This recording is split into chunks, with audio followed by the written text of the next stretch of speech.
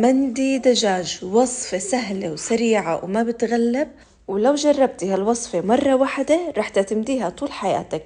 عندي دجاج مغسل ومنظف بشرحه بالسكين بالشكل، بضيف زيت زيتون، مجموعة بهارات مكتوبة أسفل الفيديو، شنينة أو لبن، معجون زنجبيل، معجون بندورة، وشوية زعفران، عصير ليمون. ولأنه أنا عندي دجاجتين فأضفت معلقتين ملح، وبدعك المكونات مع بعض وبتركها على جنب لحد ما أحضر الرز.